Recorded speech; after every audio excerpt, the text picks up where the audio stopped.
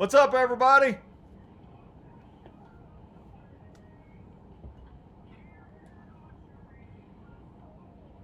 All right, here we go. We're going to start the show. Let's start this over again, and we'll get everything going. Counting down 5, 4, 3, 2, 1. Let's go.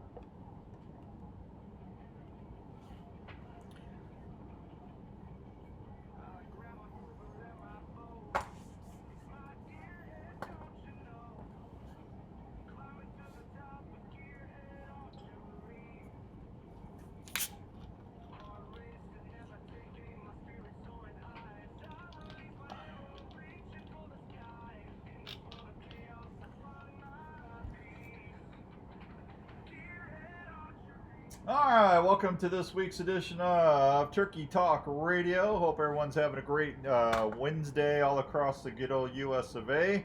Got a fun show for you today. We're going to be calling our friend, our buddy Jim Coffey from the Iowa Department of Natural Resources. Let's go ahead and get him on the line.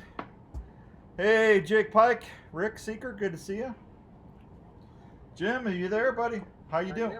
How you doing, pal? Good. Happy New Year to you. Thank you. What did you do today? I put together a couple presentations for a couple of different talks I'm giving this month, so getting pretty busy doing that and getting ready to trap some turkeys tomorrow. Oh, good old rocket nets? Yep, we're doing some rocket nets tomorrow. Wow. Now what are you doing that for? So we've got a turkey study going on in southeast Iowa. We're going to try to mark 100 hens again this year to study survival and reproduction. Yeah, keep talking. Yep, that's exactly what we're doing. So we'll catch those hens and we'll put transmitters on them and then look and see when they're nesting, the timing of nesting, where they're nesting at, how many poults they have, if the nest is successful. And then we'll follow those hens throughout their lifespan and document what's happening to them. Well, that's got to be a lot of fun. I've been seeing a lot more turkeys out and about, which makes me feel happy. Yep, we came off another good hatch again this year. Drought years tend to be good hatch years for most birds, especially ground nesting birds. And so we've had 3 good hatches in a row, which means there should be lots of gobblers out there again this spring. Well, good. That's exciting. How's the winter mortality look so far? I think we should be in pretty good shape. It's been pretty mild except for the last couple days, right? Yeah, on turkeys, winter is usually not a factor. About the only thing that affects turkeys in the wintertime is when snow depths get above 10 inches. Yeah. And then they have difficulty moving around, scratching, but usually just the moving part. And in southern Iowa, tongue in cheek because we're not in Missouri right now, but in southern Iowa, we typically don't have those snows at that depth for very long. So, but I know down the Kansas City area, they had about 12, 14 inches of snow. Now, that snow tends to melt pretty quickly and blow, and as long as it's not long-term, turkeys can go about 10 days without any food or any activity, and we rarely have snows that last that long. We're always worried about an early snowstorm, like a November snowstorm that stays on a long time. Those you'll start to see some potential issues. But winter mortality is really pretty low. The biggest thing that's an issue with turkeys in the wintertime coming up right now will be owls. Owls are starting to breed, and they are the major predator during the wintertime. So they're taking hens? They're not taking toms, or are they killing toms? They're killing whatever turkey they can get off the roost. Really? Oh, so they get them off the roost. Yeah. Gotcha. Hey, Chris. It's not big numbers. Oh, excuse me. Oh, you're good. Good to see you, Chris. Hope everything's good in PA. Bobcats. I saw a little more bobcat tracks and stuff this year. Mm-hmm. Bobcat population in Iowa's looking pretty good, I think, huh? Yeah, it still is. I haven't looked at the numbers this year, but I think we'll average about 700 harvested, which is right in the wheelhouse of what we expected to harvest with a stable to expanding population. And then we look at the roadkills and we look at the harvest and obviously the sightings in those counties that aren't open for take and try to determine can we expand that harvest zone as needed. Gotcha. Yeah, so about 2/3 of the state, I think, right now is open to bobcat harvest. Okay. If you're just joining us now, we've got a bunch of people just hopped on the network. We're visiting with Iowa DNR biologist Mr. James Coffey. We call him Jim because we like him so much. Damn it, Jim, a turkey. We need more turkeys, Jim. More turkey. You know who would have appreciated that would have been a Willie. Willie would appreciate that Star Trek. He was a big Star Trek fan, absolutely. Yeah, he loved Star Trek. I didn't know that until after he passed, but I thought that was funny. I got to tell you, we're in that. We got 2 days left of deer season in Iowa. I already flipped the switch to turkeys. I'm being self-regulation.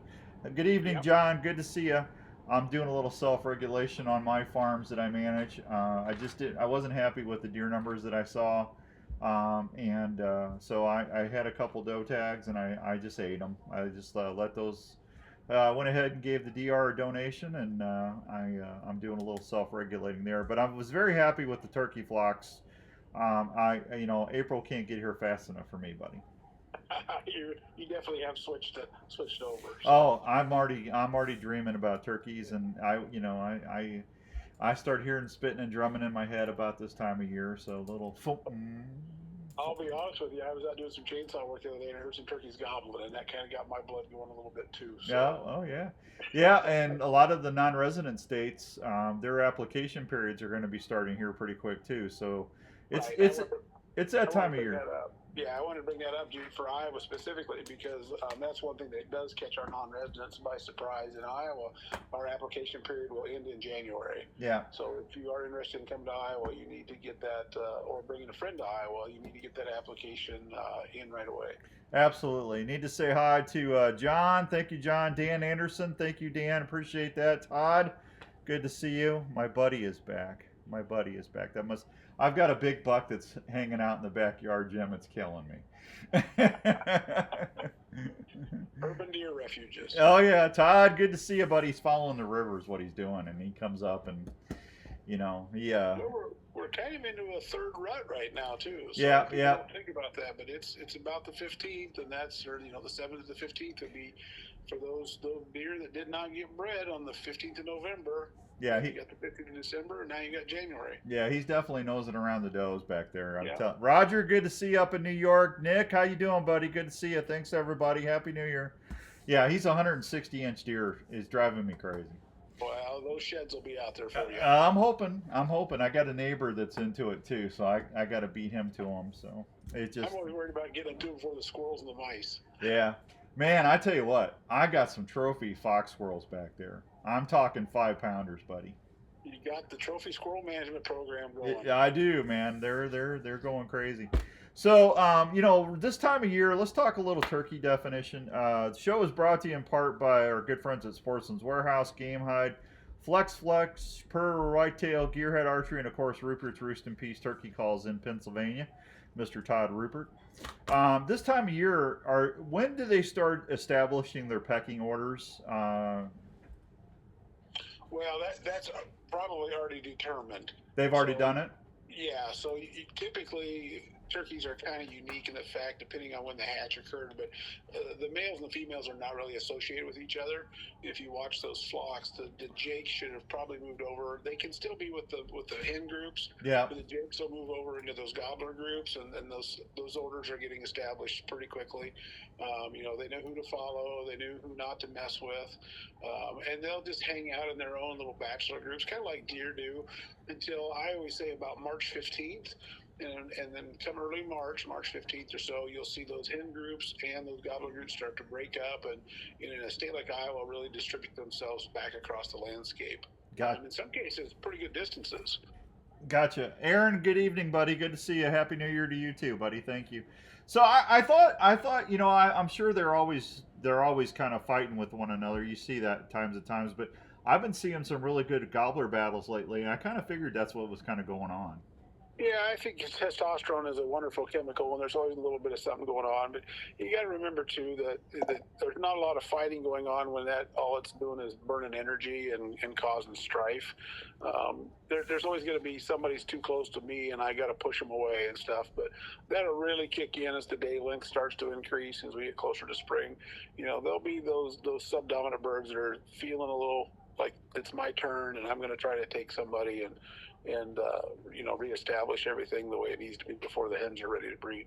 I got you. Well, it's certainly a good time. I mean, I saw one grab this one snood and about flipped him over. Man, they were going about Velociraptor nasty Yeah. towards each other. I mean, it was a bad fight. Yeah, and if you watch enough turkeys, they can get after each other. A lot of times there's the chest bumping and the neck tangling, but when you start getting get into the wing flogging and the kicking, that's when there can really be some serious issues going on. Yeah, absolutely. So it's just kind of crazy. All right, hey, Jim, hang on. I'm going to take a real quick break because I only have you for a little bit of time tonight because you got to get going. So let me hit this real quick break and I'll be right back, folks. Don't go anywhere. We'll be right back with Iowa Department of Natural Resources biologist Mr. Jim Coffey right here on Turkey Talk Radio. You're heading out on your morning hunt well before sunrise so you can stay undetected from that giant you've been chasing all season. Wouldn't it be nice to know exactly where your stand or blind location is without letting anyone know where you're at walking in? Have you ever heard of Onyx? Onyx is one of the most important pieces of hunting gear that you can use and always have with you. The Onyx Hunt app allows you not only to get from your truck to your hunting spots, it also allows you to mark and save your parking spots, scrapes, food plots, rub lines, or some possible next stand locations. The Onyx Hunt app is also a great way to see your property and know where you stand. Onyx is a mobile app that you can take anywhere. It's recognized by game wardens all around the country as a valuable hunting tool. So, if you want to always know where you are and have the ability to save information that will help you be a better hunter, go download the Onyx Hunt app at your app store today. Trails are not always easy.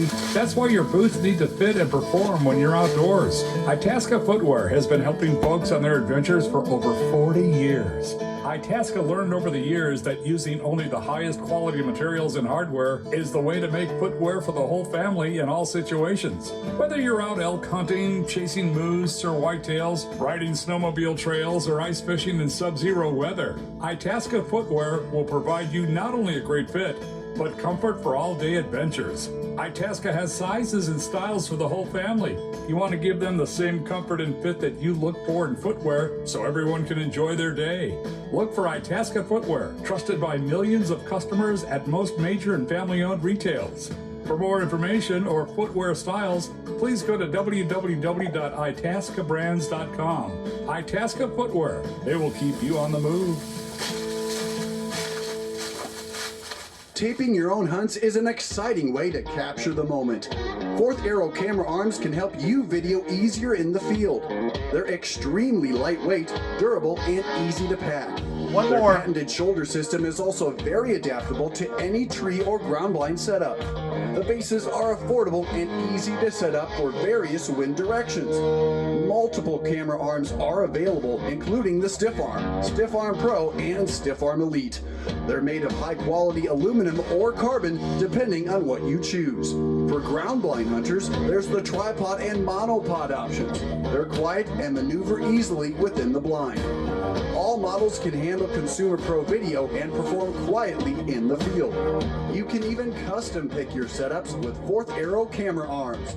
If you're looking to tape your hunts this season, check out fourtharrowcameraarms.com. Outdoors Dan approved for the field for great video action. Strings and cables make or break your bow setup. You want a string and cable that does not stretch and is reliable, so when your bow is tuned, it stays that way. You need gas bow strings. They're stable, consistent, and reliable strings and cables. Hey, that come with Josh. a 1-year warranty. Gas Thanks, bow Chris. strings made in Clay City, Kentucky, and family operated. So next time you order a new bow or replace your strings and cables, try gas bow strings and shoot with confidence. Check them out at your local dealer or online at gasbowstrings.com.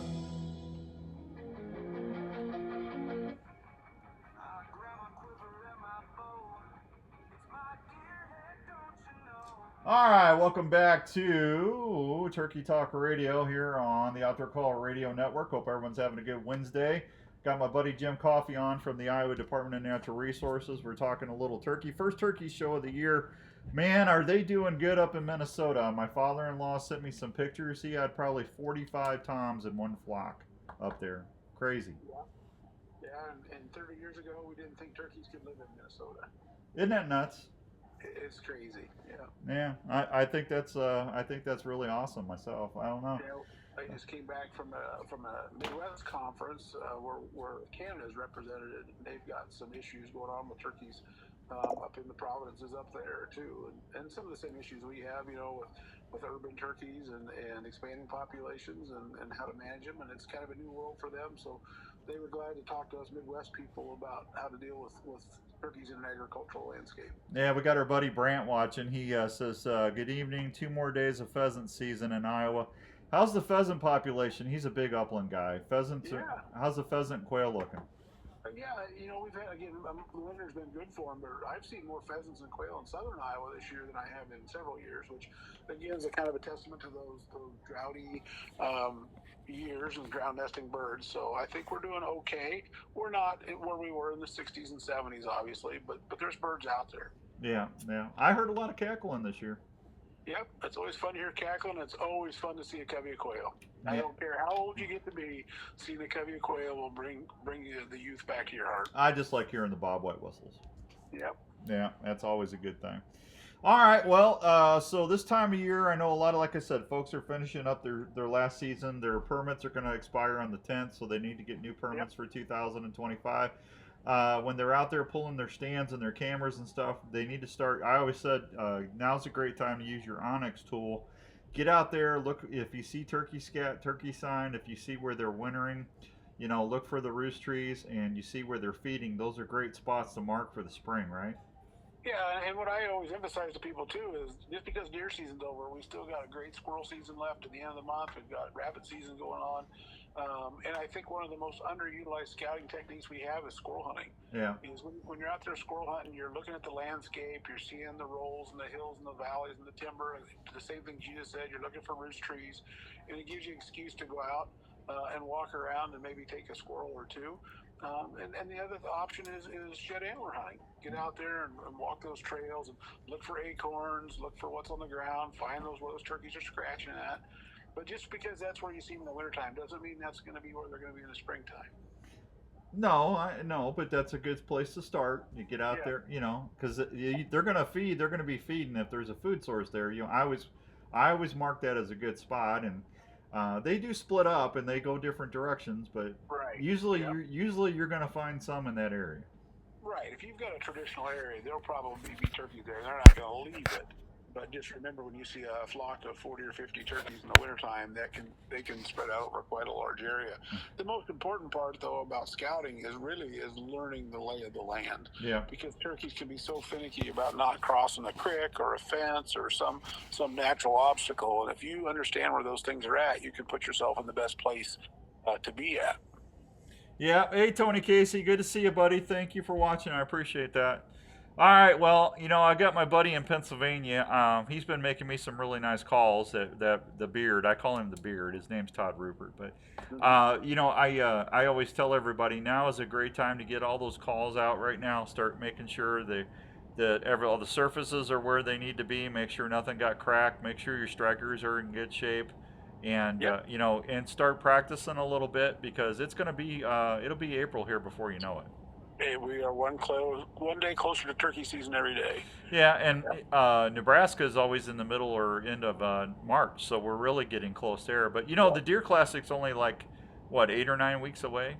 Yeah, March 7th, 6th, something like that. So you definitely want to get everything, and because the Deer Classic to me is always the start off of turkey season. Well, if you're not an ice fisherman where you're transitioning to that stage of your life right now, what I always recommend to people, because I am a known procrastinator, it's a good time to get all your turkey gear out and do an inventory. Make sure you got your shells, make sure you got your gloves, you can find them, because nothing's worse than doing that the night before and you're short something. Yeah. Hey, Daryl Adams down in Oklahoma. Good to see you, buddy. Also, too, get your decoys out. I've had a lot of people this year tell me the decoys, I said, well, let me ask you a question. Do you ever condition your decoys? They said, what do you mean? I said, I always take Armor All, Windex or something, and I'll make sure my decoys are clean, especially around the eyes and stuff. You want those eyes to be shiny. But, if you get out there and you got a dirty decoy and stuff, turkeys don't react to it if that sun comes out and it's bouncing off that black part. I mean, if you ever watch the tom out there strutting, when that sun hits their feathers, they're bright, man. They shine for a reason. That's an attractant to the hens, and that's Yeah. why you see a lot of gobblers that don't gobble. They just stand on a nice high hill and turn in the sun to reflect that sun off of their feathers. So it's a visual cue Yeah. for those other turkeys. Yeah, so make sure you always keep your decoys conditioned or polished or whatever you want to call them. Keep them clean. Hi, Tony. How you doing, buddy? Kenny Cole, good evening. Richard Cron, good to see you, buddy. How you doing, pal? Hope you're all doing well. So, all right, Jim, I'm going to let you go. I told you I'd keep you 20 minutes because I know you're busy. Anything you want to tell the folks before we get you out of here?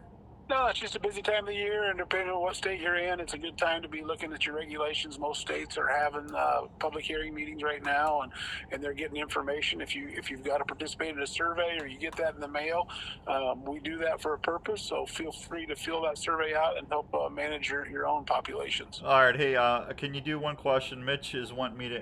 Could you please talk about avian flu and what we need to worry about with the turkeys? What is he seeing and right now with the? Can you answer that? Absolutely, yeah. Avian flu obviously is on everybody's mind, especially if you like to eat eggs. But from a turkey standpoint, a wild turkey standpoint, it's not a disease that we really see show up. What we're more concerned about probably is those areas where wild turkeys are in proximity to people's backyard chicken flocks. Yeah. So you need to be a little bit more cautious there and try to keep those birds separated if possible. But we're really worried about the waterfowl. And now that we're getting a good freeze up in the upper Midwest, those birds will be moving through. We won't see it much here, but it doesn't mean that won't pop up in some of our more southern states as those waterfowl start to congregate. Yeah, and hey, if you do see a bird out in the field, whether you're snow goose hunting or if you're out and you see turkeys not acting right, report that. And stay away from them. Don't go out there because you definitely don't want to mix in their scat and then come home. And if you've got chickens or anything back home, or even your pets, you don't want that. You don't want them getting that off your shoes, right, Jim? Right. So people forget that. We talk about avian influenza all the time, but it'll actually impact all mammals. And so we're always looking at sampling different species. We're obviously concerned about the migratory birds as much as anything, just because that becomes the easy things to sample. But, it can be picked up in foxes and deer and skunks and squirrels and everything. So if you find those dead animals, great advice, don't necessarily touch it, but inform us, and we can make the determination on whether or not that's something that we need to get sampled and sent to the lab to see what happened. Okay. Jim, God bless you. Thanks for coming on, and we'll get you on again before turkey season, okay? Absolutely. Just remember, it's coming quick. I know, buddy. Be safe out there. Take care. There he goes, Mr. Jim Coffey, my buddy. I love Jim Coffey. He is a good, fine feller right there, and he does a lot of good stuff. All right, it is 5:22 and some change. If you guys got questions, let me know. I want to thank everybody. Bill Strike, how you doing, buddy? Good to see you. We had a ton of people get on the app last week and send me screenshots. So this week we're a little shy of where we were last week. So if you're trying to win stuff, this week would be a good time to send me screenshots if you haven't done that already. So I'm not telling you what we're giving away. I told you that's probably why everybody got on there, because we knew we were giving that Tacticam camera away. But that's all right. Let's see. There's a couple things I wanted to tell you about real quick. We got the ATA going on right now, the Archery Trade Show. That's going on in Indianapolis, so a lot of our partners are down there talking with everybody. Todd Rupert has got some new stuff coming out. Todd Rupert will be at the Iowa Deer Classic in March. If you are a turkey fan, if you love turkey hunting, you're going to want to come by the booth. The Outdoor Call Radio booth and Rupert's Roost and Peace will be side by side like last year. But Todd's got some stuff. We're going to have a DSD, a Dave Smith decoy contest. We'll have a Gearhead Archery offering as well. If you come out, we'll talk. I got to talk and get all that finalized with Skip. But Skip is going to be there letting folks shoot the new bows. And you're going to, if you haven't shot the Pivot 20 or the Pivot 24 yet, the Carbon, you got to get out there and shoot that. But we'll have some stuff going on for there. I will have Iowa Deer Classic tickets in a few weeks. As soon as I get them, I'll start giving those out, and making sure everybody does that. I did do a surprise winner today. I gave away 4 tickets to the Iowa Wild Game on January 25th. So Josh, I hope you enjoy those, and we'll see what's going there. I do have a special announcement. I'm very honored and humbled. We are going to be partnering with, or we have partnered with, Rick Seeker. Jim is always interesting. Good tip on cleaning the decoys. Never thought of that. Never thought of decoy polish. Thanks. You're welcome, Rick. It does make a difference. Armor All, man. Just get you some spray on Armor All and clean around the face and the eyes. The eyes, you want that shine in the eye because that when they come around and they want that face contact, if that is you want it to look as realistic as you can on your decoys. We are partnering up with our friends up in Minnesota, Deer River, Minnesota, Fred's Bait and Tackle, and the Winnie Trading Post. If you go up to Winnie, Cass Lake, or Leech Lake, make sure you stop over in Deer River at Fred's Bait, and also on Winnie Trading. If you're going to Lake Winnebagosh, Little Winnie Trading Post is right there. That's right there, real close to where I stay. Gobble gobble, Dan. There you go, Tony. There you go. They've got great shiners, spotted minnows. They've got leeches. They've got all the greatest rod tackle, reels, terminal tackle that you would want. They got snacks. They got, if you like to have a 6-pack with you, they can get all that. It's your one-stop adventure shop, and we're very proud to be partnered with them for this year. And also Bear River Guide Service. We're going to be telling you how to get up there to go bear hunting up there as well with my friend Gary Peck. So those, you'll start hearing more about that here in about a week or two. But we just got the deal done yesterday, and we'll have some stuff. We'll have fun with that this year for sure. Todd Rupert says just use a cleaner that doesn't smell. Yeah, because you don't want the deer smelling it and get it out there. Turkey work together. Just my input on cleaning your decoys. There you go. If you Armor All it and then take your scent away spray, you're fine. Will do. But listen to Rupert because he knows he's the beard. We always want to listen to the beard, right? I got a shirt made. I can't wait to get it so I can wear it on the show because he doesn't like it. But you guys are gonna love it because you like everything else we get, right? So, but I got one, and then on the back of the shirt it says "Beard 2025." Yeah, it's a kick butt shirt, man. I'm telling you. Let's see. There was something else I was going to tell you too. Pure Whitetail's got a brand new website. If you haven't been on there, check that out. I know those guys they got some new pro staff. If you're looking to get on a pro staff, if you like to deer hunt, Pure Whitetail are looking for field staff people. They've got positions open, and you can go check that out. Just message them on Facebook. Or you can go to purewhitetail.com and shoot them a message, say I'd like to inquire about being on the field staff, and you can learn how to do that. And they're always looking for folks that's going to do a good job promoting their stuff. They do a wonderful big thing every June or July. It's called the Pure Whitetail Bash in Ohio, and they do stuff for their field staff. I just don't see a lot of other companies doing. Skip does a lot of stuff for his field staff at Gearhead. He gives out a couple really good hunts every year. He has a field staffer of the year. Josh and Grant do a lot of amazing things, and go check out Pure Whitetail when you can. So there you go. All right, that's pretty much going to wrap it up for me. We will be back on Saturday. Unknown Files will start probably here in a week or so. I've got to get that lined out and see what Cheryl's going to do. But we're going to be doing a live show here in the next week or so. So we'll do that on Wednesdays at 7. We'll do one more at least live on the stream, and hand that show off to all the folks at the Illinois Paranormal Research Group. And they've got 5 or 6 shows already done, so that's going to be exciting. If you like the spooky stuff, you're going to be able to enjoy that there. Oh boy, Rupert says. Oh boy, that's right. He called me at 6 this morning just to be ornery. That's all right. I said, hey buddy, what's up? And he had Bob. Now see, Bob's a good guy. I don't mind talking to Bob at 6 in the morning. But see, Todd's tried to get me. It's all right. Raven wasn't happy with him. He upset the dog. What are you doing, boy? All right. Anybody got any questions? Yes, you're going to want to come to the Deer Classic to see Rupert's stuff. I can't tell you what.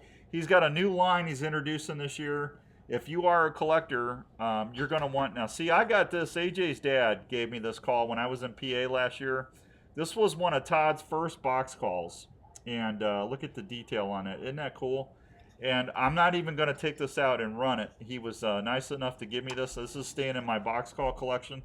But Larry McCoy and I told you that we both partnered with Todd when we were out there at the Chico Outdoor Show a couple years ago. And Larry even said those were some of the finest calls he's ever ran. And I echoed that. I said we definitely want to work something out with Todd. And I've got a lifetime partnership. I will be with Todd Rupert until either he moves on from life or I do. So we will be a lifetime partnership. That's how good I love his calls, So he does good. But you're going to love the new line. I can't tell you what the name of it is, but you're going to be really impressed. I can't wait for you to see it. So, and I do have some little Chrissy calls coming from Todd. They're really a neat little box call. We're going to start giving those away here in about a week or so. As soon as I get them in, we're going to do a little Deer Classic run up to the Deer Classic box call giveaway.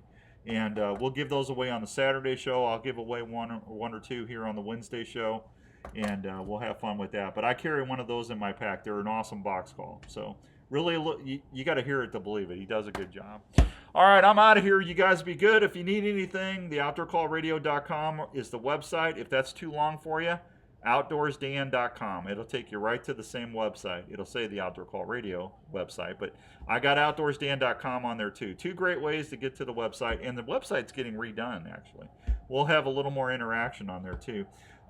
You can also look me up on Facebook, Dan Young, or the Outdoor Call Radio Facebook page if you need to get a hold of me about anything going on that you want us to talk about. We got some new stuff on the air.